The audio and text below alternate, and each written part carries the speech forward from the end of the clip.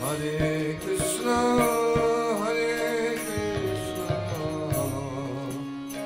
Krishna Krishna, Hare Hare, Hare Rama, Hare Rama, Rama Rama, Hare Hare.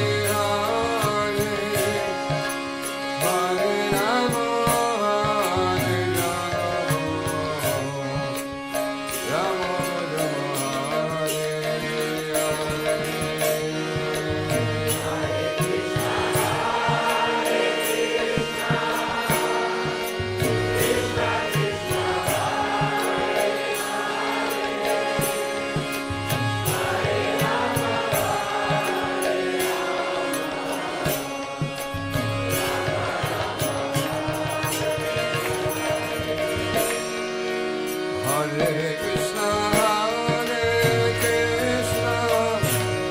Krishna Krishna, Hare Rama, Rama Rama,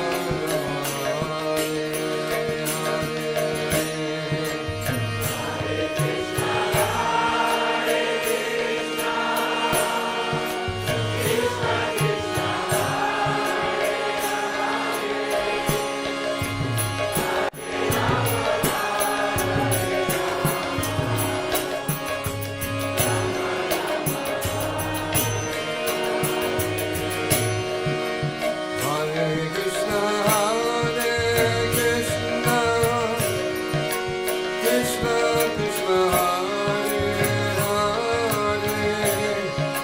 Hare Rama, Rama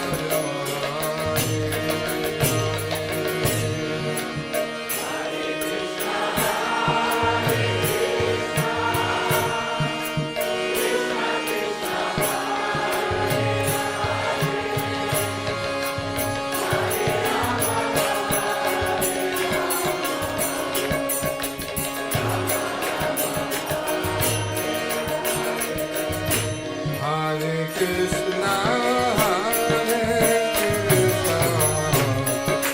Krishna Krishna, Hare Hare, Hare Rama, Hare Rama,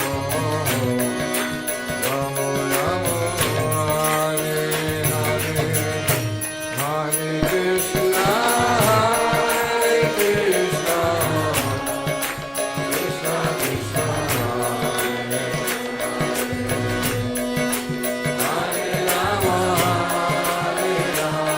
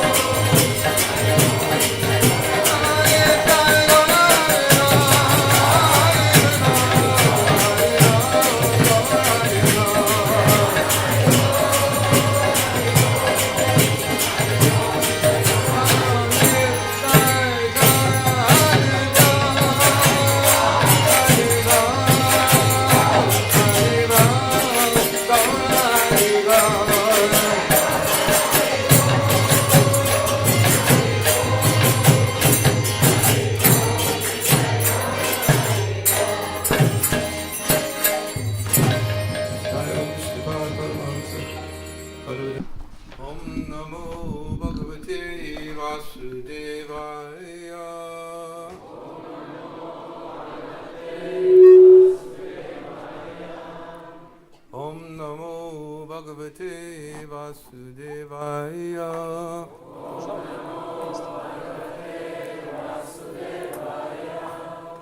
Om Namo Bhagavate Vasudevaya.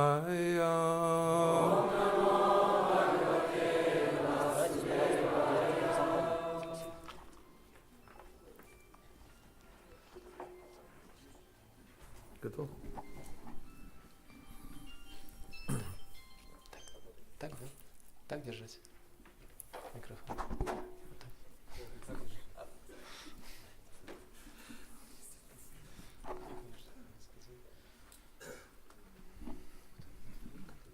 I have to confess, every time I come to St. Petersburg, I always get nostalgic. Должен вам признаться, каждый раз, когда приезжаю в Санкт-Петербург, испытываю приступ ностальгии. Today we drove by the Aurora battleship. It was the place I first met the devotees back in the 1980s. Сегодня мы проезжали мимо крейсера «Аврора», и как раз то место, где у меня была стрелка с первыми преданными, с которыми я должен был встретиться по приезду в Петербург в 89 году в первый раз. And I was telling the devotees how the devotee Vasudam was coming to meet me. He didn't know what I looked like, and I didn't know what he looked like. Должна была быть встреча в условленном месте с преданным Васудамой Прабху, и он не знал, как выгляжу я, и я не знал, как выглядит он.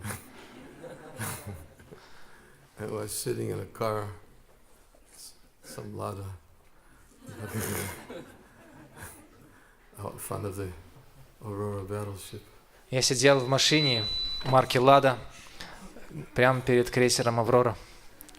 And he was looking inside the car, trying to figure out if that's the person I was supposed to meet.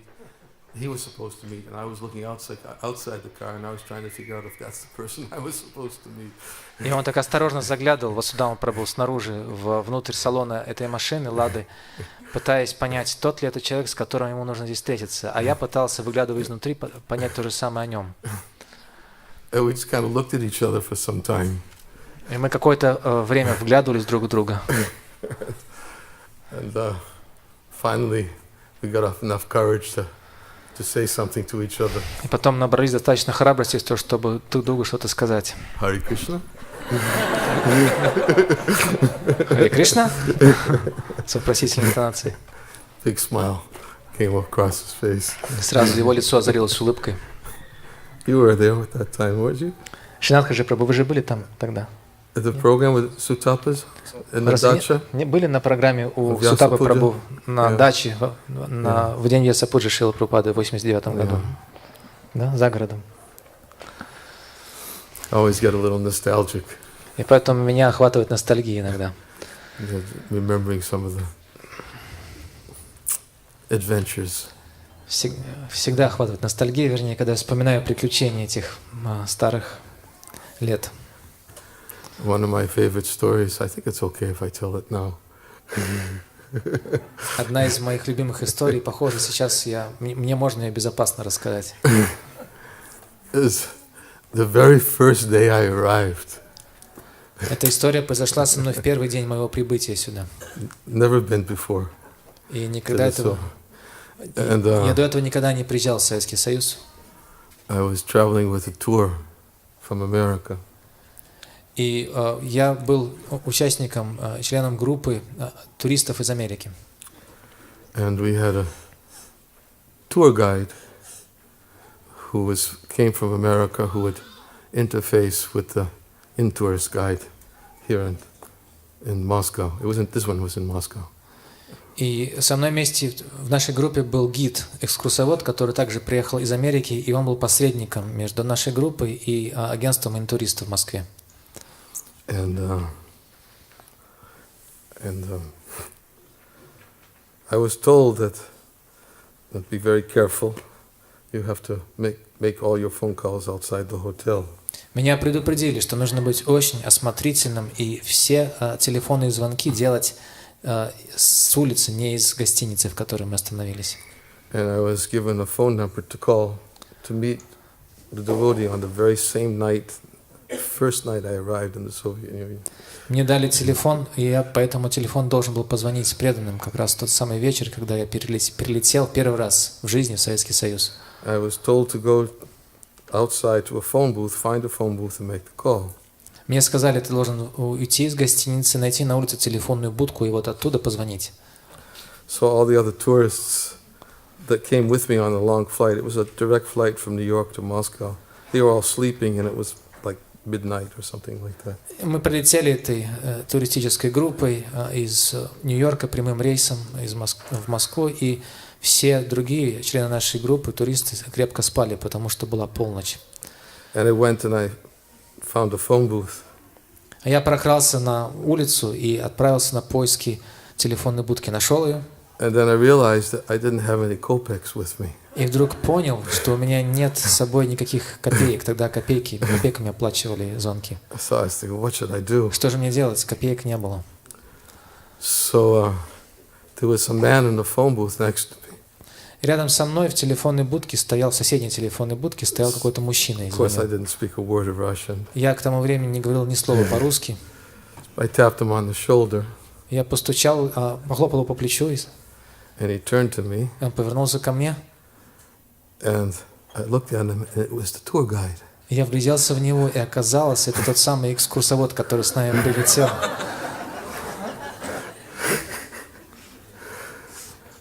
And I was thinking, I just arrived and I'm already caught. И я подумал, о нет, я только прилетел и сразу попался. It was a tour guide that came with me from America. Этот экскурсовод прилетел в составе нашей группы также из So Америки. he spoke English. Поэтому он говорил по-английски. He was Russian guy. Oh, he spoke, oh yes, fluent Russian. He was Russian guy. Was it? No, he was American. He was American. Okay. He was American. Это был американец, разумеется, он говорил по-английски. Он также говорил прекрасно по-русски. And he said to me, what are you doing here? И он спросил меня, а ты что здесь делаешь? I didn't know what to say. Я не знал, что сказать ему в ответ. I couldn't tell him what I was doing here. Я не мог ему сказать то, что я делаю. I'm not supposed to know anybody. I'm supposed to be a tourist. Потому что вообще не полагалось никого знать. Я же был туристом, приехал первый раз в Советский Союз. Кому я мог звонить в полночь?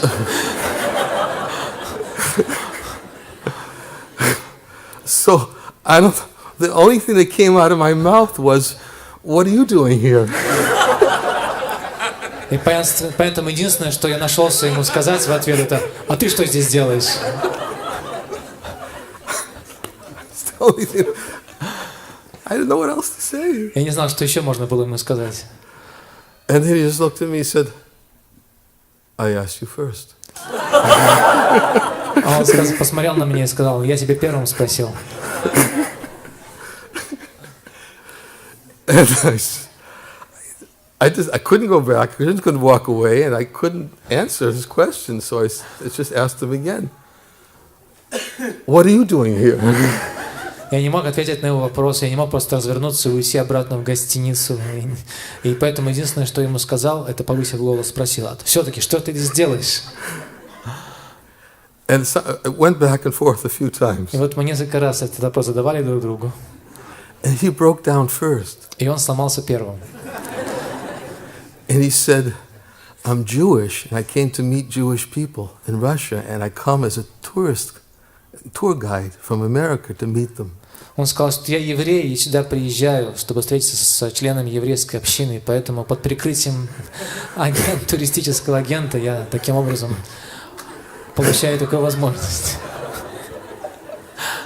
I just couldn't believe it. И я не мог поверить своим ушам. He just completely exposed himself to me. Он прям при мне раскололся.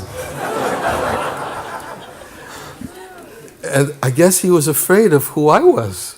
Наверное, он испугался, потому что не знал, кто я, боялся, кто я вдруг окажусь. Because I was insistent. Who are you? Потому что я настаивал. Кто ты? Что ты здесь делаешь? So I just told him, "Well, I'm a Hare Krishna." Я ему сказал, а я кришнаит. And I came to meet Hare Krishna devotees. И приехал сюда кришнаитов также встретить. He said, "You don't say anything about me, I won't say anything about you." Поэтому если ты ничего про меня не скажешь никому, я ничего не скажу про тебя.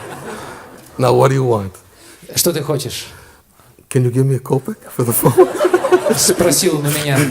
Можешь мне одолжить копеек несколько, чтобы я мог позвонить. I made my phone call. Went back И to таким образом я Lhasa. позвонил первый раз. It's the first time. Первая история, And I которая thought for произошла. sure Krishna got me. Кришна got you. Yeah, somebody got me. Так или иначе, Кришна мне показал, к чему готовиться здесь в первый же день. Anyways, I don't want to get into all that. Но не буду переходить к другим историям того времени. I had a really good story here in Leningrad. На самом деле, удивительная история произошла здесь, в Ленинграде, тогдашнем. That's for some future visit.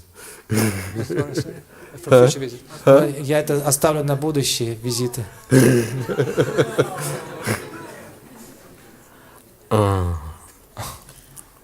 Anyways, it was my second visit. Так или иначе, еще одна история произошла во время второго It didn't happen the посещения first visit. Санкт-Петербурга, Ленинграда. It was Leningrad at the time. Тогда это был Ленинград еще. Yeah. I used to have to do programs in the middle of the night Мы обычно проводили программы глухой ночью, because I had to be with the tour groups.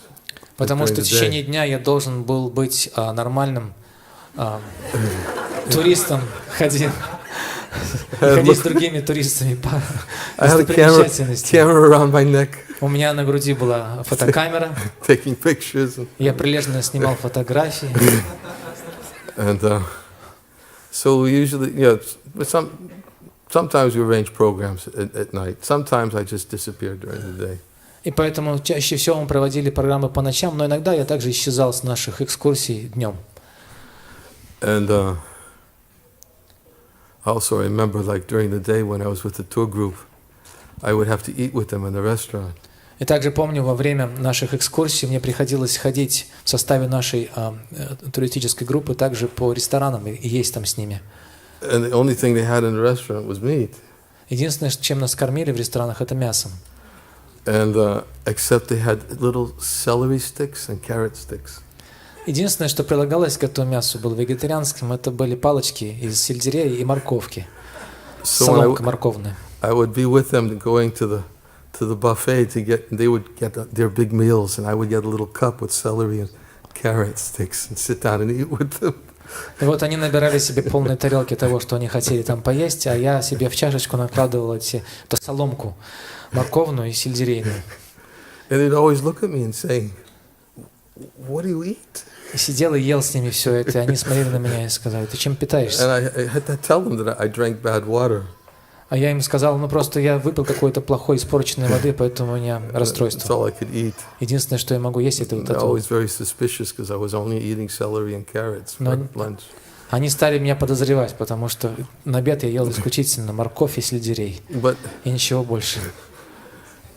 I would, on this particular night, I went out to a program and came back late. И вот однажды вечером я уехал на программу и приехал очень поздно обратно. And the Russian tour guide, he was a really big guy, his name was Anatoly. И нас сопровождал еще экскурсовод с российской стороны, очень большой, увесистый человек, которого звали Анатолий. It was what was the hotel right near Pulkovo? Рядом с Пулково есть гостиница, я не помню, как она называется. I don't know, it's a big hotel. Очень большая гостиница, отель. Yeah, Пулковская. maybe. I can't remember the name of Не it. помню, как она называлась тогда. He was waiting for me when I came back from Но the program. так или иначе, когда я вернулся запоздно уже с программы, он меня уже ждал. Because we couldn't keep our keys. We used to have to go to the desk to get our keys to the room because, they had the keys with the big wooden thing. And Knobs. they still have it, maybe. Потому что нам не разрешалось брать ключи, забирать ключи от комнат с собой, нам полагалось их сдавать на стойку регистрации, и к этим ключам были всегда примотаны большие куски дерева, и такие груши деревянные. Наверное, до сих пор так делают здесь, да? You still do it? I don't know. So I had to go. He was waiting for me at the desk to get the key. И он ждал He was staying with you. He was standing right by the desk, waiting for me to come all night, waiting for me to come. И он ждал, поскольку because he didn't give the key, he didn't report. No, because he knew I had to go to the desk to get the key before. I see. И поскольку он видел, что я отсутствовал, и он знал, что поскольку я сдал ключи, я должен обязательно буду вернуться к стойке регистрации, чтобы получить ключи и вернуться обратно в номер. Он меня там поджидал. And he was a big guy. Он был огромного роста. And he walked right up to me and he grabbed my scarf. I had a scarf around the neck like this. У меня на шее был намотан шарф, примерно такой. И он подошел ко мне и схватил меня за шарф. And he grabbed the scarf and he started tightening it around my neck. И стал стягивать шарф у меня на шее.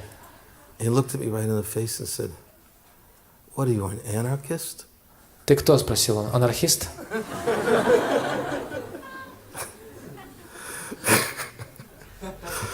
And I told him, I said, I'm a little independent at times. Why do you ask? Я сказал ему, ну, иногда мне свойственно самоволие такое. А почему ты спрашиваешь? And he made up this story. He said, if you wear a purple and black scarf in the Soviet Union, it means you're an anarchist. Didn't you know that? А он сказал, мне прям придумал какую-то легенду на ходу. Он сказал, разве ты не знаешь, что только анархисты в России носили шарфы, раскрашенные черным и фиолетовым? My scarf was purple and black. Потому что мой шарф как раз был такого черно-фиолетового Does it цвета. mean you're an anarchist? Разве это так? Anybody Только hear that анархисты носят такие шарфы, да? I told him I never heard that before. Я ему сказал, что никогда об этом раньше не слышал. So he just started getting tighter and tighter with the scarf. И он стал затягивать шарф на моей шее все туже и туже. And then he threw the scarf in my face. И потом бросил концы шарфа мне в лицо Said, "We're watching you." и сказал, мы за тобой наблюдаем. And left. И ушел. That was it. Вот, конец истории. It was the last day of the tour. Это был последний день нашей экскурсии. That was what I remember from one of my trips to Вот это St. Petersburg. запомнилось мне с одного из моих посещений Санкт-Петербурга. I thought it was going to be my last. Я думал, что это будет последнее посещение для меня в тот момент. It didn't happen. Но так Не иначе. получилось.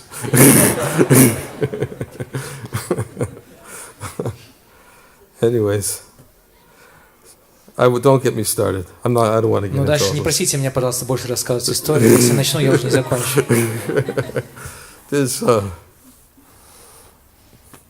stories, but I was always conscious of the fact, and I'll be honest, I was always conscious of the fact that I was doing nothing in comparison to what the devotees here were doing. Но я должен быть честным перед вами. Когда бы я сюда не приезжал, я понимал, что то, что делал я во время этих визитов, не могло идти ни в какое сравнение с тем, какое служение оказывали преданные, жившие здесь в это время. I was very conscious of that. Я всегда осознавал это. I knew, what could they do to me? The worst they could do is blacklist me. Потому что что они могли со мной сделать? Самое худшее, что могло со мной случиться, они могли меня включить в черный список They're not going to put me in jail. и запретить мне въезд. Они не могли меня бросить в тюрьму, например. But what they could do to the devotees, I was always conscious of that. Но я всегда осознавал, что может грозить преданным за их проповедь здесь.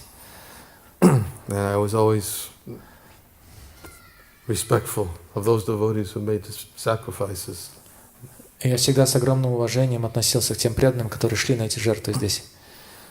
I would just be asked to leave, but they could be asked to do something quite more severe.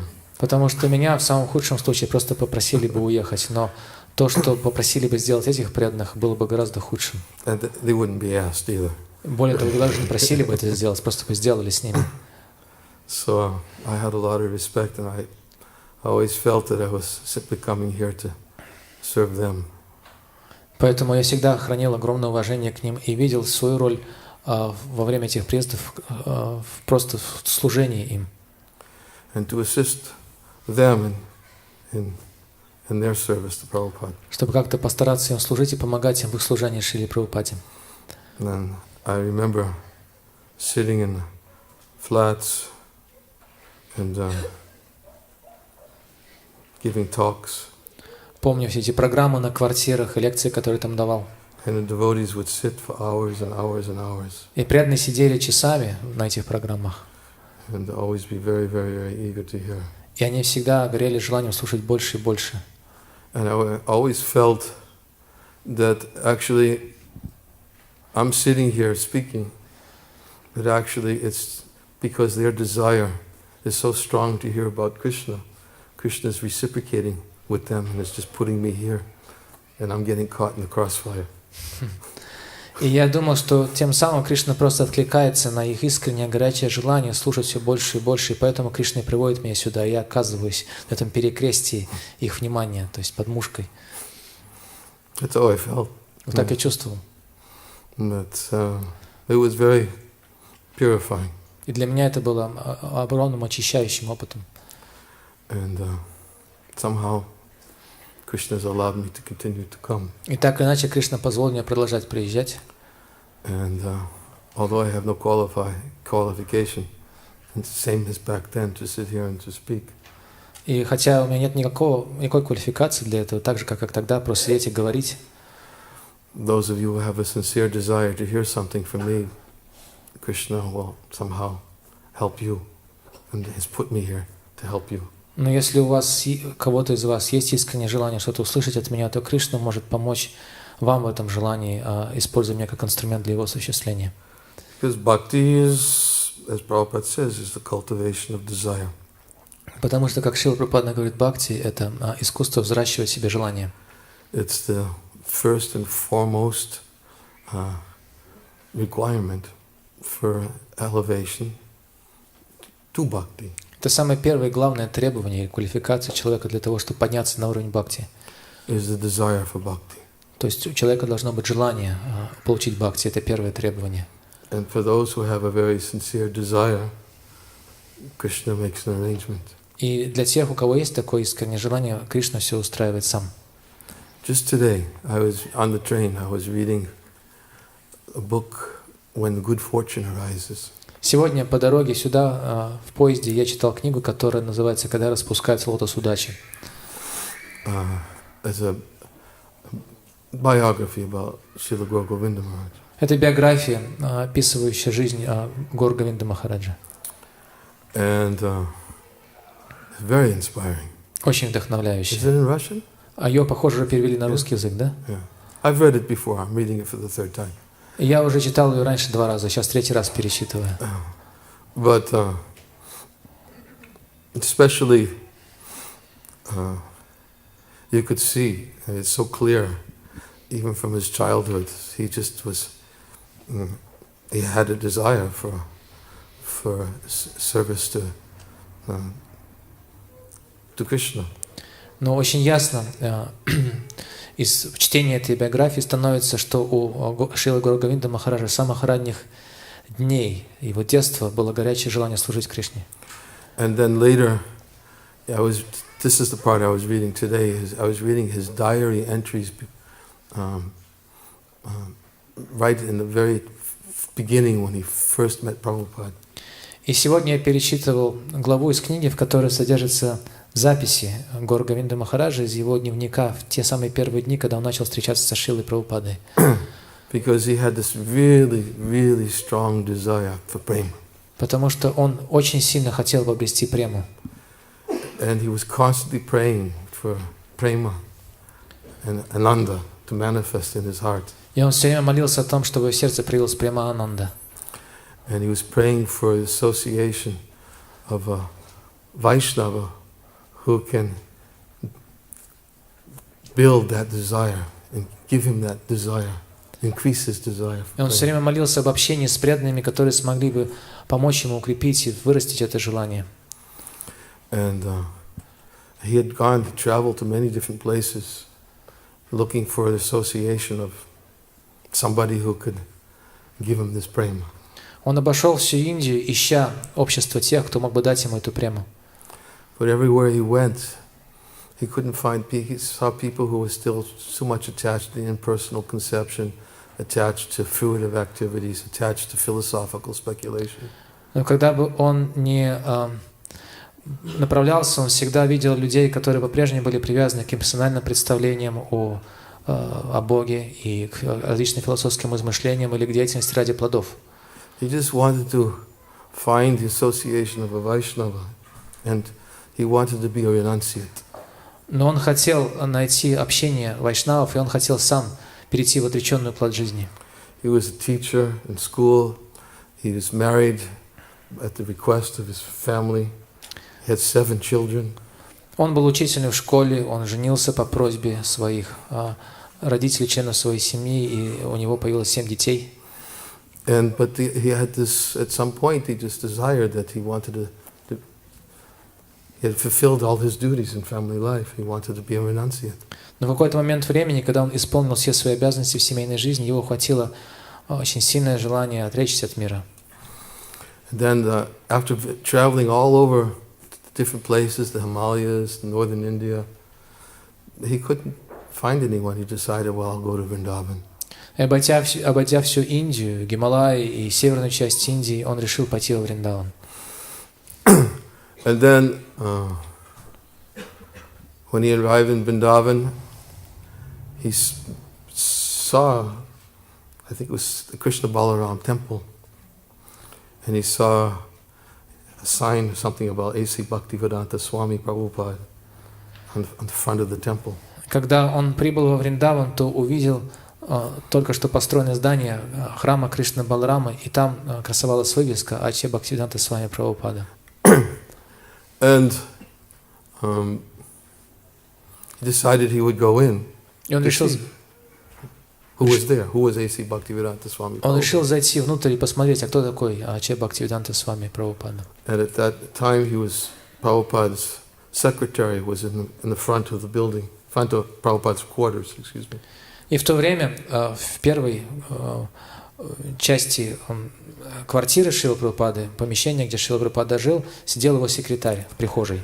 And he went to the secretary. He said, "I would like to meet A.C. Bhaktivedanta Swami Prabhupada." И Гаура Говинда Махарадж подошел к секретарю в прихожей и сказал: "Я хотел бы встретиться с А.Ч. Бхактивидантой Свами Прабхупадой." And he said, secretary Brahmananda Swami at that time asked him, "Well, who are you? What did you want to meet him about?" И секретарем в то время у Шрилы Прабхупады служил Брахмананда Свами, и он спросил у Гаура Говинды Махараджа: "А кто ты и как тебя представить, что ты хочешь обсудить с Прабхупадой?" He said, "I just want to talk to him." И он сказал: "Я просто хочу с ним поговорить." So Brahmananda went and told Prabhupada that there's a sadhu, because he was dressed as a sadhu. His head was completely shaven, and he was wearing sadhu cloth. He says, "A sadhu who wants to speak to you." В то время Гаура Говинда Махарадж был одет как саду, и голова его была чисто выбрита. И Брахмананда так и доложил Шриле Прабхупаде: "Там саду стоит, и он хочет встретиться с вами." So Prabhupada said, "Let him come in." И Прабхупада сказал: "Пусть зайдет." So he came in, introduced himself to Prabhupada. And Prabhupada said to him, just talked to him for a few minutes and said, "I will give you sannyas." И Шрила Прабхупада поговорил с Гаура Говиндой всего несколько минут, и вдруг сказал ни с того ни с сего: "Я дам тебе саньясу." And Gauра Govinda Maharaj was like, he said, "Oh, he knows my heart." И он подумал: да, он понимает, что у меня на сердце. I didn't say a word to him. Я вообще об этом ни словом не заикнулся. He knows my heart. Он знает, что у меня на сердце. He is my guru. Он мой гуру. Immediately accepted Prabhupada as his guru. Он немедленно принял Шрила Прабхупаду как гуру. And then he asked Prabhupada, "How can I serve you?" И спросил у Прабхупады: "Как я могу вам служить?" And Prabhupada told him, he said, he asked him if he would help him translate, I think it was a document, no, a book, a pamphlet or something like that. He asked him if we translate it into Hindi. И Шрила Прабхупада спросил у него: "Не мог бы ты помочь мне перевести небольшую брошюру на хинди?" So immediately, because he accepted Prabhupada, there was no long discussions, no nothing. He just immediately, "How can I serve you?" Prabhupada immediately gave him some service. Никаких там не было долгих обсуждений, дискуссий. Даршинов, Прабхупада. Очень просто. Я понял. Он просто сказал: "Как я могу вам служить?" И Шрила Прабхупада сказал: "Вот переведи, пожалуйста." И он сразу принял это служение, он сразу получил это служение, стал его выполнять. And Prabhupada immediately gave him some service. И Шрила Прабхупада немедленно дал ему служение. And he had him go in the other room and start translating. Он зашел в соседнюю комнату, сел и стал переводить. And then he brought back his translating, and Prabhupada said, yes, this is very good. You should translate for me. Он принес результат своего труда Шриле Прабхупаде, Прабхупада проглядел его перевод, сказал: «О, замечательный перевод, ты должен продолжать переводить для меня». And Prabhupada wanted him to have a room there so he could have a room to translate. Шрила Прабхупада хотел, чтобы Гаур Говинде отвели особую комнату, отдельную комнату в Кришна Баларам Мандире, чтобы он мог заниматься там переводами. And there were no rooms available in those days. Но свободных комнат в то время не было. And all the older devotees were wondering, why is Prabhupada giving this stranger, a room, and we don't even have any place to stay? И все эти старшие преданные думали, а почему Прабхупада вдруг распорядился выделить комнату этому какому-то новичку, чужаку, который только что явился? Почему у нас нет нормального места для жилья, а ему должно оно быть предоставлено? So they asked him to stay at some other ashram. Поэтому они попросили Гаур Говинду жить в каком-то другом ашраме. And Prabhupada found out and said, no, I want him to stay here with me. И Шрила Прабхупада, узнав об этом, сказал: нет, он должен жить рядом со мной. And then Prabhupada had him translating his books into Hindi. И Прабхупада занял Гаур Говинду переводом его книг на хинди. In fact, it was a little bit later. I'm jumping a little bit ahead, but I read all this today on the train. На самом деле, я немножко забегаю вперед, но поскольку я прочитал это сегодня по дороге на поезде, то у меня это все свежо в памяти. At one point, when Prabhupada decided he wanted to give him sannyas, И однажды Шрила Прабхупада решил дать ему саньясу. some of the senior devotees who'd been in the movement for 5-6 years were saying, he's a new man, Prabhupada. Why are you giving him sannyas? He's a new man. You don't even know anything about him. And we've passed these rules, that you have to be, doing something for so long before you can actually be sannyas. They're questioning Prabhupada like that. И когда Шрила Прабхупада объявил о своем желании дать саньясу Гаур Говинде, то некоторые его старшие ученики, которые были в движении целых 5 или 6 лет, они заортачили, сказав: почему, Прабхупада, взбунтовались, почему вы решили дать ему саньясу ни с того ни с сего, он совершенно новый человек, никто про него ничего не знает, у нас же есть правила, есть законы, которые мы приняли, что нужно вот такое-то время, испытательный срок и все такое, а тут ни с того ни с сего саньясу, новичку. And Prabhupada said, he's been Vaishnava since birth. You are the new man. И Прабхупада ответил им: на самом деле он вайшнав с рождения, это вы новички. Argument finished. Все. Аргументы иссякли на этом. Prabhupada understood his heart. Шрила Прабхупада понял сердце Гаур Говинды. And I was reading a lot of his diary entries И вот я читал today. сегодня Prabhupada sent him to Hyderabad at one point to work on translation. He was given a room there at the time. И сегодня я перечитывал записи из дневника Гаур Говинды Махараджи. Как раз в это время Шрила Прабхупада направила его в Хайдарабад, чтобы он поселился там и занимался там переводами его книг. And his diary entries are all part of this biography of what he had written back then. It was in 1975, I think. В 1975 году, похоже, это было, и все записи из дневника Гаур Говинды Махараджи воспроизведены в этой книге. And every diary entry was like intense greed for prema. И в каждой такой записи из него дневника запечатлелась глубочайшая жажда получения или обретения премы. He was just, as we said, desire is the prerequisite. Как мы сказали, именно желание является главным определяющим фактором. Right? Simply the cultivation. Bhakti is the cultivation of desire, an intense desire. Потому что бхакти является взращиванием в себе вот этого желания, очень глубокого и горячего желания. Prabhupada used to quote the verse spoken between Ramananda Roy and Lord Chaitanya. Шрила Прабхупада цитировал стих, который прозвучал в беседе между Господом Чайтаньей и Рамананда Раем. That pure devotional service cannot be had even by millions of births of pious activities. В этом стихе говорится, что невозможно обрести чистое преданное служение, даже если провести тысячи жизней, занимаясь благочестивой деятельностью. Pure devotional service can only be obtained by an intense greed. Чистое преданное служение можно обрести только одной ценой, развив в себе горячую жажду его обрести. Wherever one sees it, one therefore should immediately purchase it without delay. И поэтому, если человек встретит это чистое преданное служение где-то, нужно немедленно покупать его за любую цену, без промедления. Greed. Необходимо иметь такую алчность. That's the requirement. Simply the cultivation of desire. Вот это и называется процессом преданного служения, взращиванию в себе желания. And association of devotees is actually supposed to awaken that greed within the heart. И именно этой цели должно служить общение с преданными, чтобы пробудить в нашем сердце такую алчность к преданному служению.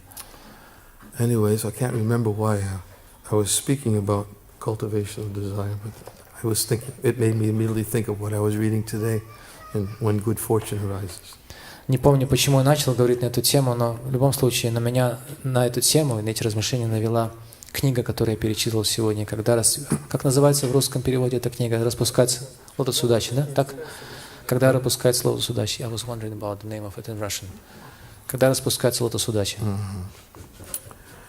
And therefore, everything that we do is meant to increase the desire for Krishna, service to Krishna. И поэтому, что бы мы ни делали, должно служить именно этой цели, развитию в себе желания Кришне и служению Кришне. And to increase the desire also for the association of devotees who can give us service to Krishna. И также мы должны все время взращивать в себе желание или стремление к общению с теми преданными, которые могут занять нас служением Кришне. And the most important service to those devotees is to hear from them. И самым главным служением таким преданным является слушать из их уст. Shishusho Shanadhanasya Vasudeva Kataruchi Syanmayat Sevaya Vipra Punyatirtana Shevanat. By serving devotees who are freed from vice, great service is done. В этом стихе Шримад Бхагаватам говорится, что служа великим душам, мы тем самым совершаем великое служение. By such service, one develops desire for hearing and chanting about Krishna. Потому что благодаря такому служению человек развивает в себе желание слушать и воспевать славу Кришны. Everything we do is actually meant to awaken that desire. Все, что бы мы ни делали в преданном служении, должно на самом деле должно быть предназначено для пробуждения именно этого желания. Without which, Bhagavatam also states, Dhammas Vanusata Pungsan Vishvakseno Kata Sriyat Nopadi Yadyadiratim Shama Evahi Kevalum. That whatever duties we may perform, according to our occupational duties, be considered to be so much useless labor if it doesn't provoke an attachment or attraction for hearing about Krishna. И если все те обязанности в жизни, которые мы выполняем, и пусть даже очень тщательно, в конце концов не приводят к развитию в нас желания или привязанности к слушанию Кришны, все они должны считаться пустой тратой времени. That is bhakti. Это называется бхакти. Bhakti is awakening an attraction for Krishna. Бхакти означает пробуждение в себе привязанности к Кришне. I just got a letter just a few days ago from somebody in America. Несколько дней назад я получил письмо от одного преданного из Америки. And this is a person, kind of a newer person to come to Krishna consciousness. Этот человек новый, человек, он недавно познакомился с сознанием Кришны. And they had read something in the Bhagavad Gita about how one who works in Krishna consciousness is engaged in liberated activity. И в Бхагавад-гите он прочитал, что человек, который занимается сознанием Кришны, на самом деле занимается деятельностью на платформе освобождения. And the person was wondering, does it mean one who works in Krishna consciousness, or does it mean that one who works at Krishna consciousness? И его интересовал вопрос, а как нужно понимать эту фразу? Это означает, что человек должен заниматься в сознании Кришны этой деятельностью, или он должен заниматься в организации сознания Кришны какой-то деятельностью? Because a person didn't ask why they asked the question. That was the question. И он, то есть, he didn't ask why he asked. No. They didn't ask why they asked the question. That was the question. But who asked this question? Somebody asked She. question. Oh, she, of him. She asked me. Of him. Okay. And you didn't ask that person why he asked the question. No, she didn't explain why she was asking the Okay, question. explain. И она не объяснила, почему она задала этот вопрос. That was the question. Это был вопрос. Does it mean if one works in Krishna consciousness, that one's liberated, or if one works at Krishna consciousness, that one's liberated? То есть нужно, что сделать нужно? Нужно заниматься деятельностью в сознании Кришны или нужно заниматься деятельностью в организации сознания Кришны? I mean, I guess she was hoping that if one works at Krishna consciousness, И, похоже, она надеялась, что все-таки второй вариант правильный, то есть заниматься какой-то деятельностью в организации сознания Кришны. Ты уже на уровне освобождения находишься. And then I quoted the verse, Iha yasya hare dasya kamana manasagira nikalavapyavasta sujiva mukta suuchite. Rupa Goswami explains what a person who's fully engaged his body, his mind, and senses completely in devotional service to Krishna, he's already liberated even while he's within that body. Я процитировал этот стих, который написал Рупа Госвами, в котором он объясняет, что когда человек занимает полностью свой ум, тело и чувство в служении Господу Кришне, то он уже является освобожденной душой, пусть даже и живет в материальном теле. So to be liberated means fully absorbed in Krishna consciousness.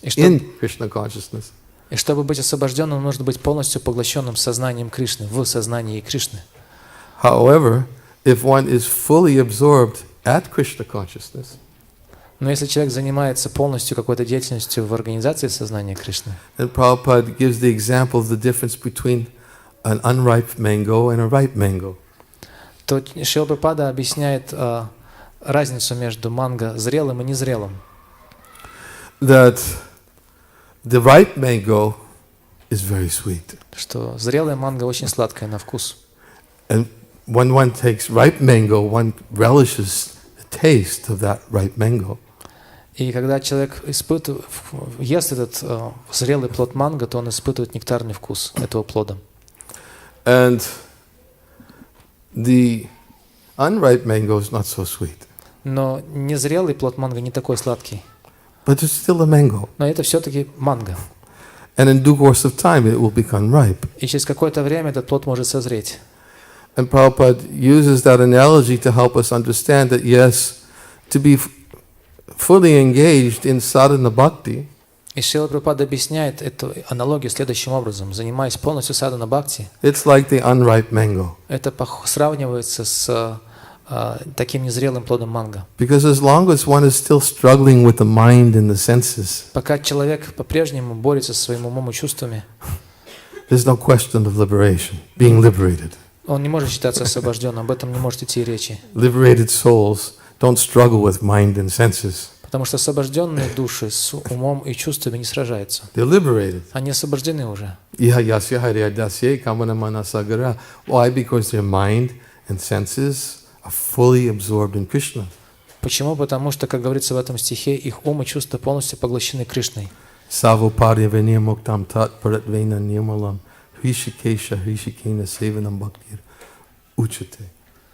That one who fully engages his service in devotional service, then it means in service to Krishna or Hrishikesh, who is the master of the senses.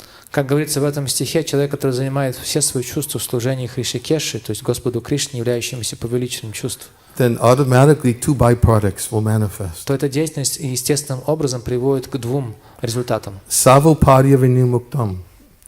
He becomes free from all material designations. Один такой побочный результат заключается в том, что он освобождается от всех внешних самообозначений. He doesn't identify with the mind, doesn't identify with the body. Он перестает отождествлять себя с умом и с телом. Doesn't identify with any of the external designations. Он перестает отождествлять себя с какими-то внешними самообозначениями. That's the first byproduct. Это первый побочный результат этой практики. The second is the senses become fully controlled. И второй результат заключается в том, что его чувства становятся покорными ему. Because Hrishikesh, who is the master of the senses, controls the senses of one who fully surrenders his senses in service to him. Потому что чувство человека, который полностью подчиняет или занимает свои чувства в служении Господу Хришикеши, сам Господь Хришикеши помогает контролировать. So, liberated platform is fully engaged. Поэтому освобожденный уровень означает, что мы полностью занимаем свои чувства таким образом. In Krishna В consciousness. сознании Кришны.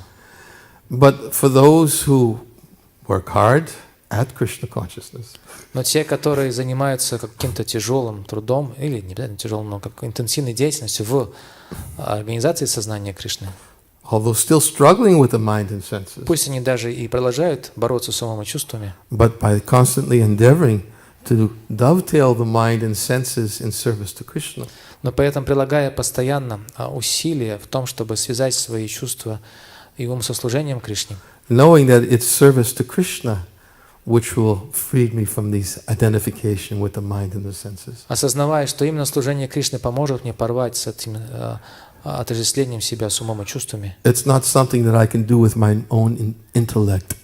Я не могу добиться такой свободы от ума и чувств просто напряжением своего разума. It's not something I can do by my own strength. Я не могу своими собственными силами, другими словами, вырваться из их пут. They know better. Потому что они знают, как меня держать в своей. They know that if they try to do it on their own strength, no way.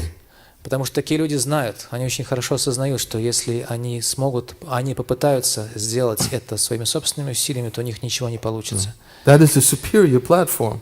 И этот уровень сознания более высокий. The superior platform is to know that it's not on my own strength that mind and senses become controlled. Этот уровень сознания гораздо более высокий, когда мы понимаем, что мы не можем сами по собственной воле или собственным усилиям контролировать ум и чувства. I have to be greedy for mercy. Я должен быть одержим желанием получить милость. If I'm not greedy for mercy, I'll never be able to control my mind and senses. И если я не буду одержим этим желанием получить милость, то я никогда не смогу обрести силу контролировать ум и чувства. And one actually has to cry for that mercy. И необходимо молиться слезами на глазах о такой милости. In fact, I also read that today when good fortune arises. И именно это я также прочитал сегодня, этот момент в книге, которая называется «Когда распускается лотос удачи». Some of the brahmacharis, they walked by the room when Govinda Maharaj was chanting his japa. Кто-то из брамачари как-то прошел мимо комнаты, в которой Говинда Махарадж повторял джапу. And they saw he was crying. И вдруг он увидел, что Махарадж внутри в комнате плачет. They didn't see anything like that before. Они никогда этого раньше не видели. They thought maybe something was wrong. Они подумали, что это может быть с ним не так. And they reported to Prabhupada, he's sitting there chanting Hare Krishna, crying. Они сказали, донесли Прабхупаде это. Сказали, Прабхупада, там сидит он и плачет в комнате, повторяя Харе Кришна. Crying for mercy. Он плакал о милости. And when you read all his diary entries, you can see the intense greed he had. И если вы прочитаете его записи в дневнике, то в них красной нитью проходит эта горячая жажда алчности обрести. So it means that I can't do it myself. Это желание, это означает, что такой преданный понимает, что сам я своими собственными силами это обрести не смогу. So one who is working at Krishna consciousness means he's cultivating that greed. И человек, который занимается деятельностью в этом процессе сознания Кришны, должен взращивать в себе такую жажду. That's what it means to work at Krishna consciousness. Это означает заниматься деятельностью в процессе сознания Кришны или в организации. Cultivating greed. Это означает, что мы должны взращивать в себе такую алчность. By hearing, слушая, by chanting, занимаясь, повторяя святые имена, by praying, и молясь, in the association of devotees. В обществе преданных. And that's bhakti. Это называется бхакти. That's what bhakti means. Это и значит бхакти. Cultivating bhakti. Взращивать в себе бхакти. As Vishwanath Chakravarti Thakur very conclusively explains in Madhurya Kadambini. Как Вишваната Чакраварти Такур исчерпывающим образом объясняет в книге Мадхурья Кадамбини. He describes the causeless nature of bhakti. Он объясняет в этой книге беспричинную природу бхакти. And he says that the causeless nature of bhakti is such that the bhakti in the heart of a Vaishnava awakens the bhakti in the heart of another person who doesn't yet have it. Bhakti. И он объясняет, что беспричинная природа бхакти проявляется в том, что она, бхакти, живущая в сердце одного преданного, пробуждает бхакти, живущую в сердце другого, который бхакти пока еще не имеет. And this describes the causeless nature of bhakti, that bhakti causes bhakti. Так и объясняется беспричинная природа бхакти, что бхакти сама себе причина. Она сама себя проявляет. It has no other cause. Нет у нее никакой другой причины. Not by karma. Не с помощью кармы, Not by gyan. не гьяны, Not by philanthropic activities. не благодаря благотворительной деятельности, Not by renunciation. не благодаря отречению. None of these things. These things don't awaken bhakti. Ничто из этого, никакие из этих видов деятельности бхакти не пробуждают. Bhakti is completely independent. Бхакти совершенно независимо. Completely independent. Полностью независимо. Bhakti awakens bhakti. И только бхакти пробуждает бхакти. So, therefore, bhakti is the cultivation of the desire for bhakti. И поэтому бхакти заключается в том, что мы взращиваем в себе желание бхакти. And generally, it's cultivated in the association of those who have bhakti. И обычно этим взращиванием лучше заниматься в обществе тех, кто бхакти имеет. And that's what bhakti yogi is. Вот это и называется бхакти-йоги. Krishna told Arjuna, Atachitam samadhatum nashiknosi mayi stiram abhyasa yogena tato mami chaptam dhananjaya. He said, Arjuna, if you can't always fix your mind upon me without deviation. Итак, Кришна объясняет Арджуне в Бхагавад-гите в этом стихе. Он говорит о том, что Арджуна, если ты не можешь пока еще сосредотачивать на мне свой ум и не отвлекаться ни на кого другого, ни на что другое, And follow the regulative principles of bhakti. тогда ты должен следовать регулирующим принципам бхакти. In this way, cultivate the desire to attain me. Так ты можешь взращивать в себе желание достичь меня. We always give the caveat. Конечно, мы здесь должны сделать оговорку. That Krishna's not telling Arjuna to follow the four regulative principles. И пояснить, что здесь Кришна говорит Арджуне не о следовании 4 регулирующим принципам совсем. He's not saying, follow the regulative, don't eat meat, no fish, no intoxication, no gambling. И он не говорит Арджуне, Арджуна, не нужно есть мясо, рыбу, яйца, не занимайся азартными играми и также не принимай дурманящих веществ. He's telling him, follow the regulative principles of bhakti. Нет, он говорит Арджуне заниматься регулирующим принципами бхакти. Which means to regulate the mind to hear and chant and remember Krishna in the association of devotees. Это означает, что нужно так построить деятельность ума, чтобы постоянно иметь возможность слушать и воспевать и помнить о Кришне в обществе преданных. That's bhakti. Это и называется бхакти. Shravanam, kirtanam, vishnu smaranam. Hearing and chanting and remembering. Слушание, воспевание и памятование. I remember Prabhupada, I think it was in the 60s, maybe 68 in Columbus, Ohio.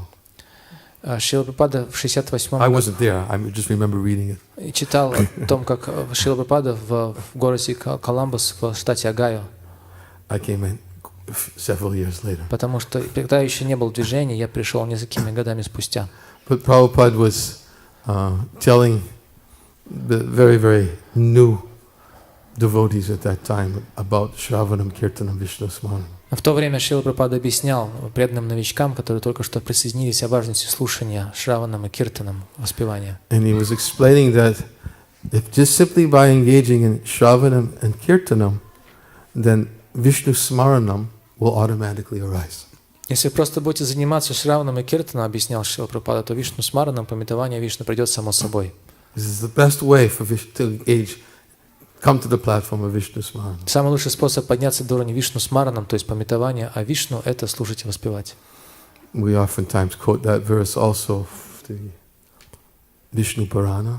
Стих из Вишну Пураны, который мы очень часто цитируем Smartavyam Satatam Vishnu. из этой в этой связи. That's not Vishnu Purana. Where is that from? Padma Purana. Yes, Padma Purana. Стих из Падма Smartavyam Пураны. Satatam Vishnu Vismartavyo Najatu Chit Savavidi Nasedisyo Etiyo Eva Kinkara. Smartavyam Satatam Vishnu. The Krishna must always be remembered and must never be forgotten. В этом стихе говорится «Смартанья Сататам Вишну», что Господа Кришну или Вишну всегда нужно помнить и никогда нельзя о нем забывать. And all the rules and all the prohibitions given in the scriptures are meant to serve these two principles. И все предписания, запреты во всех священных писаниях служат только этим двум принципам. And Vishwanath Chakravarti Thakur gives a commentary to that verse. В своем комментарии к этому стиху Шрила Вишванатха Чакраварти Такур говорит, He explains that ordinarily the word satatam means always. он объясняет, что словарное определение слова «сататам» — это «всегда». Right? Like satatam, Krishna says, satatam kirtayanto mam in Bhagavad Gita. Always chanting my glories. В Бхагавад-гите Кришна использует это же слово, говоря «сататам киртаян тумам», всегда воспеваем мою славу. So generally satatam means always. Поэтому, как правило, «сататам» означает «всегда». But in this verse, satatam has a different meaning. Однако в этом стихе слово «сататам» имеет другое значение, говорит Вишванатха And he Чакраварти. says the reason why it has a different meaning is if one always remembers Krishna, then he doesn't have to be worrying about forgetting Krishna. Почему это слово нужно понимать по-другому? В этом стихе объясняет Вишванатха Чакраварти Такур, потому что если преданный постоянно помнит о Вишну в буквальном прочтении этого слова сататам, то тогда зачем он беспокоится о том, чтобы не забывать о нем? And if he always speaks about Krishna, then why does he have to think about not speaking about nonsense? Если он всегда говорит о Кришне, тогда почему ему нужно волноваться о том, чтобы не сболтнуть какую-нибудь глупость? Yet this verse speaks about both vidis and nishedas. Но в этом стихе говорится и о предписаниях, и о запретах. The vidis are the positive activities, Виды — это prescribed activities, предписанная позитивная деятельность, and the nishedas are prohibited activities. а нишеда — это запрещенная деятельность. Just like when you take initiation. The positive activity is I'll chant 16 rounds every day. Например, когда мы получаем посвящение, то мы обязуемся заниматься позитивной деятельностью, то есть повторять 16 кругов, не менее 16 кругов каждый день. The prohibited activities are I won't take intoxication, no meeting, gambling, all this is sex. И запрещенная деятельность, которой мы обязуемся не заниматься в этот момент, это мы обещаем не принимать пищу мяса и вегетарианских продуктов, мы обещаем не принимать одурманивающих веществ, не заниматься азартными играми, денежными махинациями, не вступать в недозволенные половые отношения. So there are prescribed activities which help us to become Krishna conscious. И таким образом существуют предписанные виды деятельности, которые помогают нам развивать в себе сознание Кришны. And there are nishedas, there are prohibited activities that we have to be conscious to avoid because they'll drag us down. Есть запрещенные виды деятельности, мы должны сознательно избегать их, потому что иначе они стащат нас вниз. Why? Почему? Because we're not liberated. Потому что мы не освобождены. Because we're not liberated. Потому что мы не освобождены. So therefore we need to know vidis and nishedas. Поэтому мы должны знать, в чем заключаются види и нишеды. So therefore Vishwanath Chakravarti Thakur says in the verse Smartavyam Satatam Vishnur, the word Satatam doesn't mean always. Поэтому Вишванат Чакраварти Тхакур объясняет, что в этом стихе «Смартавьян сататам вишну» слово «сататам» не означает «всегда». It means every day. Оно означает «каждый день». Every day one must endeavor to remember Krishna. Каждый день человек обязан прилагать усилия к памятованию о Кришне. Smartavyam Satatam Vishnu Vismartavyo Najatuchet. That is the regulative principles of bhakti. Вот это и есть регулирующий принцип бхакти. Regulative principles of bhakti means regulating our life so that we cultivate desire. Регулирующий принцип бхакти означает, что мы должны так построить свою жизнь, чтобы взращивать в себе это желание. And sometimes we may take inventory and look within our own hearts and we say, I don't have much of a desire. Мы время от времени должны пересматривать свою жизнь на предмет этого желания. Иногда мы разочарованно понимаем, что желания-то не так много. We may even become discouraged. И мы можем чувствовать удручение от этого. If that's what bhakti means, what hope do I have? Неужели вот к этому сводится бхакти? Если это так, то тогда какая у меня надежда? На что? I don't have such a strong У desire. меня же нет такого сильного желания. I got to look for something to keep myself busy. Я просто пытаюсь I look for something else to keep myself busy. Я пытаюсь найти какой-то другой вид занятий, чтобы чем-то заниматься хотя бы. Потому что бхакти не занимаюсь полностью. Because cultivating this desire is it's too difficult for me. Потому что взращивать в себе это желание мне очень сложно. If we're not careful, we start thinking that cultivating a desire is just an impossible task to fulfill. Если мы не осмотрительны, то начинаем думать именно так и думаем, что это взращивание в себе желание вообще неисполнимая задача. But if we are honest with ourselves, we look within our own heart.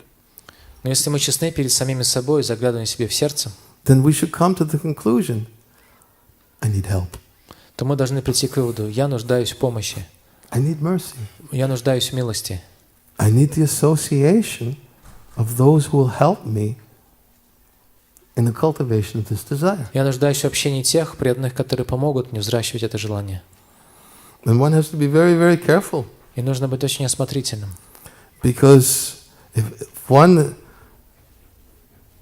becomes too proud, or if one becomes too critical, Потому что если мы начинаем поддаваться гордости или начинаем критиковать других, if one starts looking at devotional service from a materialistic point of view, если мы начинаем смотреть на преданное служение с материалистических позиций, thinking that bhakti is something else besides cultivation of desire for bhakti. если мы начинаем понимать под бхакти что-либо еще, кроме взращивающего желания к бхакти. Bhakti means big position. Например, бхакти означает для меня это какое-то влиятельное положение.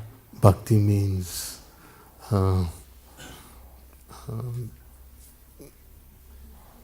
accumulation of assets, wealth. Например, накопление богатств, вот это бхакти для меня. Bhakti means the recognition. Или завоевание признания окружающих. Prestige. Престиж. Right. Vishwanath Chakravarti Thakur also talks about this. Вишванат Чакраварти Тхакур также Madhurya Kadambini. перечисляет эти препятствия в Мадхурья Кадамбине. He describes all the symptoms of anishtata bhakti. Он перечисляет их в разделе, описывающем аништита бхакти. Anishtata bhakti means that bhakti, one mistakes his materialistic abilities for bhakti. Аништита бхакти означает, или симптомом является состояние, в котором человек принимает свои материалистические склонности или успех за бхакти. And if one mistakes materialistic abilities for one's status in bhakti, one won't be able to appreciate those who have bhakti. И если человек совершает такую ошибку, принимая свои материалистичные способности за критерии определенного уровня в бхакти, тогда он не сможет разглядеть в бхакти в сердцах других. Or one may ridicule others who may appear to have no material qualification, but who are very sincere. Или он может начать высмеивать тех преданных, которые могут не иметь никаких материальных достояний, но при этом очень искренни в своем преданном служении. Because they think you have to have material qualifications to have bhakti. Потому что такой человек начинает думать, что для того, чтобы иметь бхакти, нужно иметь какие-то материальные способности. But actually, that's not what Lord Nityananda looks for. Но Господь Нитянанда ищет не этого. Lord Nityananda doesn't look for one's material qualification. Господь Нитянанда не ищет в человеке каких-то материальных достоинств. Boro Sukya Kaburgai and Bhajan.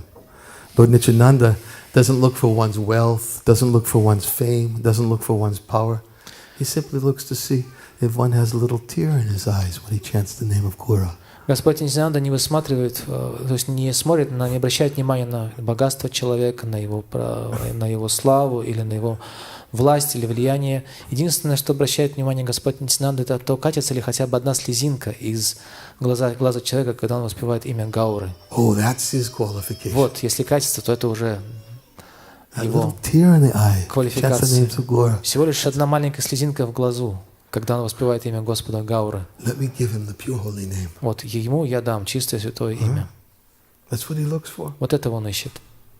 So if we're not careful, we may mistake so many false designations as characteristics of bhakti. Если мы неосмотрительны, мы можем по ошибке признать или принять за бхакти различные виды материальных самообозначений. And the result is that if we're not careful, we may not get the association of those devotees that we need to cultivate bhakti. И в результате, если мы неосмотрительны, можем утратить возможность получить общение тех преданных, в которых мы нуждаемся, чтобы развить в себе бхакти. Krishna weeds his garden. И Кришна будет пропалывать свой сад. Sometimes we wonder what happened. Иногда мы думаем, а что случилось? Krishna weeds his garden. С тем или с тем. Кришна пропалывает свой сад. If we're not careful, we may be weeded out. И если мы не осмотрительны, нас тоже выпалют. And therefore Lord Chaitanya said, if anybody who chants my name sincerely and doesn't criticize anyone, I will give him pure love of God. И поэтому Господь Чайтанья говорит каждому, кто искренне воспевает мое имя и при этом никого не критикует, вот ему я дам чистую любовь к Богу. Then we have to be careful. Нужно быть очень осмотрительным. So that's the danger of becoming proud. В этом заключается опасность гордости. In fact, I've been listening every morning, every day actually. I've been listening to Chaitanya Bhagavat. Janu knows. He comes in. I think I've listened to, last 2 weeks, I think I've listened to about 15 chapters. На протяжении последних нескольких недель я каждое утро слушаю Чайтанья Бхагавату, начитанную преданным, и вот Джану знает, поскольку он приходит ко мне как раз в это время, убирается в комнате, и я за последние 2 недели прослушал, похоже, 15 глав. And a few days ago, I was listening to the part when young Nimai Pandit was behaving in a very arrogant way towards everybody. И в одной из глав, которую я слушал несколько дней назад, юный Нимай очень надменный и заносчиво вел себя по отношению ко всем остальным. Он был Нимаем пандитом. Because we know that was his lila at that particular age. He was a very arrogant pandit.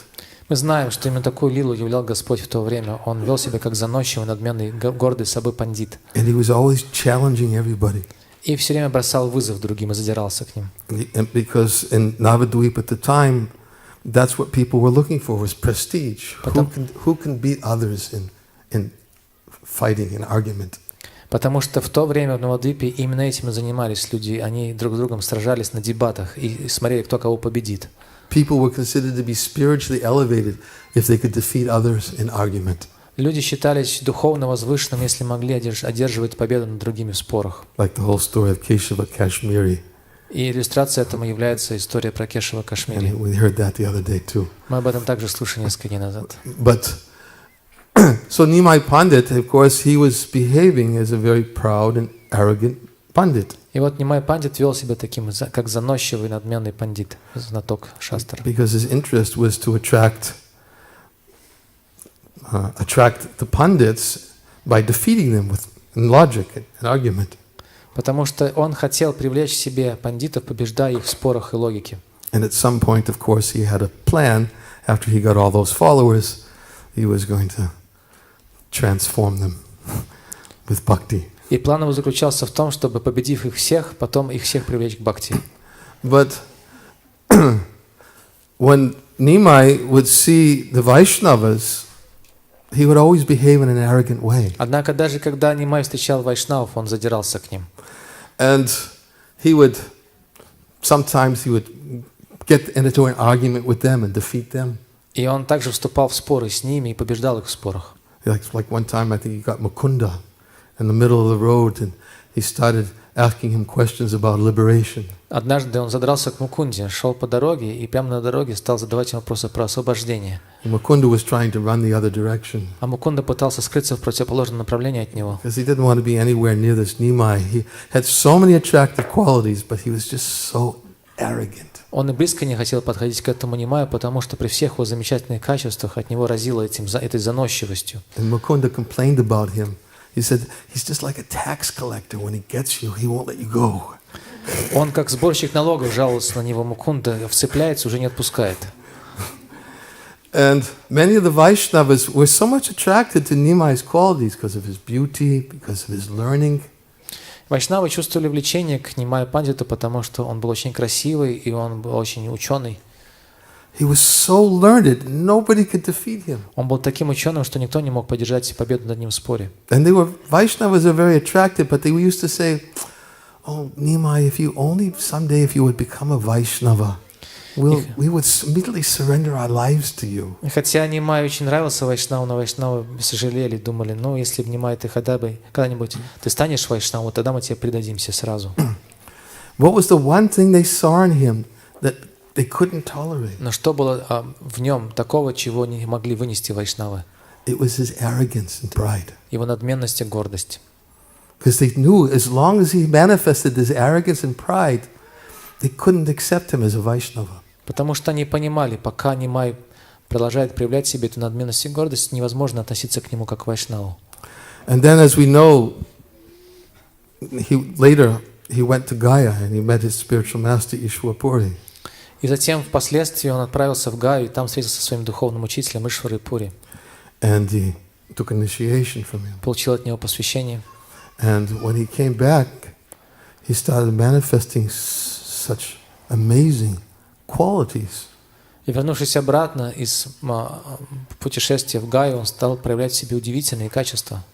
And he was so humble and bowing down and offering his respects to everyone, wanting to serve everyone. Он склонялся перед каждым, и всеми, и каждому, и пытался служить каждому, и оказывал всяческое почтение всем. And I noticed several times when I was listening to that section of Chaitanya Bhagavat, Vrindavan Das Thakur specifically described that the quality or characteristic that made all the Vaishnavas come and accept Nimai finally as a Vaishnava is that there was no longer any arrogance and pride in his heart. Я переслушал эту главу читания Бхагавата несколько раз, и каждый раз отмечал себе, что Шрила Вриндаван Дас Такур указывает именно на это качество, которое побудило вайшнавов отнестись к Нимаю как к вайшнаву и принять его в свой круг. Это то, что в нем не осталось никакой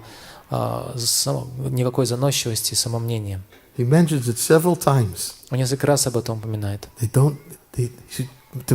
manifests all the qualities of a humble Vaishnava. Он развил в себе все качества смиренного вайшнава, Completely free from arrogance and pride. полностью свободного от заносчивости и гордости. Of course, he gradually began manifesting ecstatic symptoms also. Он также постепенно стал проявлять в себе экстатические признаки, But that was a little bit later. но позже. So, these qualities of freedom from arrogance and pride and genuine humility, Lord Chaitanya says, anyone who always chants the name Krishna and does not criticize anyone, I will give him pure love of God. Это очень важные качества: отсутствие заносчивости и гордости, и искреннее, подлинное смирение. Как сам Господь Чайтанья говорит, каждый, кто воспевает мои имена искренне, и кто не критикует никого, тому я дам чувство любовь к Богу. So, this is, of course, another part about associating with devotees, the right devotees who will help us develop greed and attachment and desire. Это еще один аспект общения с преданными, чистыми преданными, которые помогут нам развить в себе эту горячую жажду, желание и алчность к преданному служению. And we oftentimes quote the verse from the 4th canto of the Bhagavatam. Мы часто цитируем в этой связи стих из 4-й песни Бхагаватам. It was the verse that Narada Muni spoke to Dhruva Maharaj. Стих, который произнес Нарада Муни в беседе с Друвой Махараджем. And he described how a person can become free from all material miseries. В этом стихе Нарада Муни описывает секрет освобождения от всех материальных страданий. He said one can become free from all the miseries of the material world if he simply does 3 things. Нарада Муни в этом стихе говорит, что человек может избавиться от всех страданий материального мира, если будет делать 3 вещи. He says in the association of more advanced devotees, if one becomes very happy, Вначале он говорит, если он будет радоваться общению с теми преданными, которые превосходят его. in the association of those who are less advanced, one should be very compassionate to them. Если он будет являть сострадание по отношению к тем, кто уступает ему в чем-то, And help bring them to a higher platform. и будет помогать им подниматься на более высокий уровень. And the association of equals, one should not be proud and have friendly relationships with them. Если в обществе равных он не будет кичиться собой, но напротив будет развивать с ними очень близкую дружбу. He said these 3 activities will make a person free from material miseries in the То material вот эти world. 3 вида деятельности, говорит Нарада Муни, освободят человека от всех страданий материального мира. That's from the 4th canto. It's anyways, it's Narada's instruction to Dhruva Maharaj when he was trying to convince Dhruva to go back home. 4-я песня Шримад Бхагаватам, и в ней Нарада Муни пытается уговорить Друву отправиться обратно домой. So we should be very, very happy to associate and to not to associate, but to, I think he says, to receive them, И поэтому мы должны быть очень those who are more advanced. благодарны общению с теми, вернее, даже не общению, говорит Нарада Муни, а возможностью оказать прием тем преданным, которые более возвышены, чем мы. And in the association of those who are equals, we should have friendly relations with them. В общении с равными мы должны завязывать близкую дружбу. Friendly relations means the dati pratigrinati guyamakyati prishati punkte pujayate jaiva. Giving gifts, accepting gifts, revealing one's mind in confidence, inquiring confidentially. И дружба с преданными сводится к этим 6 видам взаимообмена. Это давать дары, принимать дары и раскрывать свой ум, и поверять свои сокровенные мысли и выслушать о сокровенных вещах.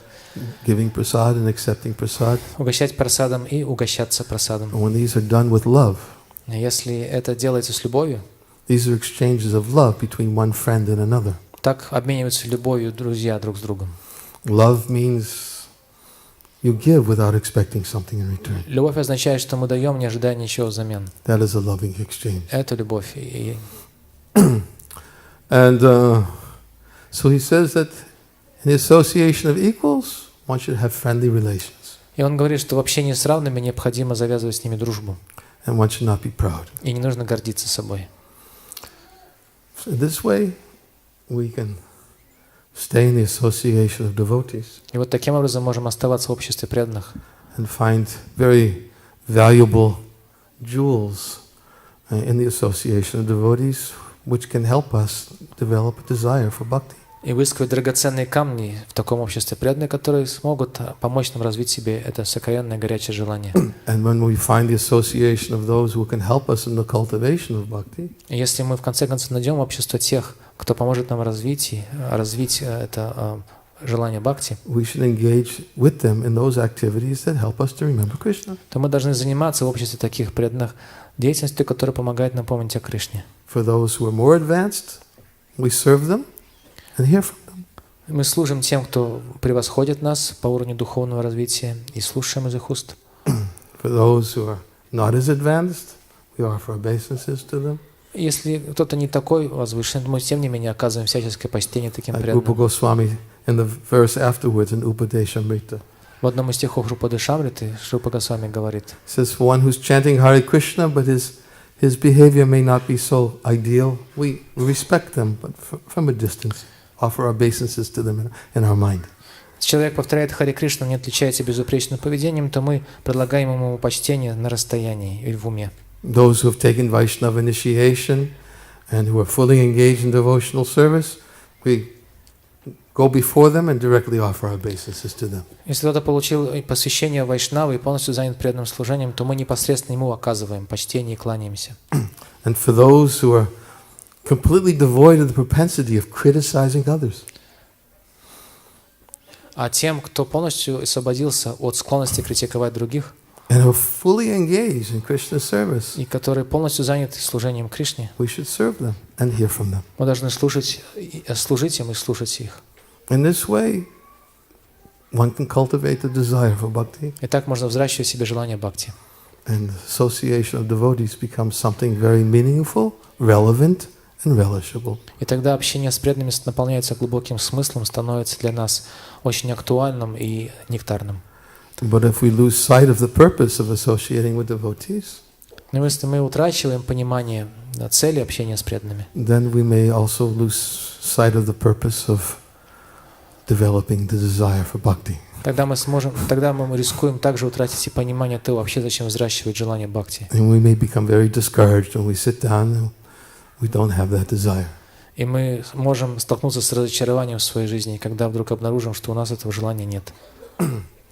That's why I was reading When Good Fortune Arises Вот today. об этом я читал сегодня по пути сюда, в книге, которая называется «Когда распускается лотос удачи». It's really inspiring. Очень вдохновляющая книга. Just hearing about such great Vaishnavas. Просто слушать таких великих вайшнавов очень вдохновляет. It's very inspiring. Очень вдохновляет. So I thought I'd share that with you. И я решил сегодня с вами об этом поделиться. And thank you for giving me this opportunity. Спасибо за то, что дали мне для этого возможность. We can have a kirtan now. Сейчас у нас будет киртан. Okay. Hare Krishna. Jai. Glories to Srila Prabhupada. Шрила Ниранджана Свами Махараджа ки джай.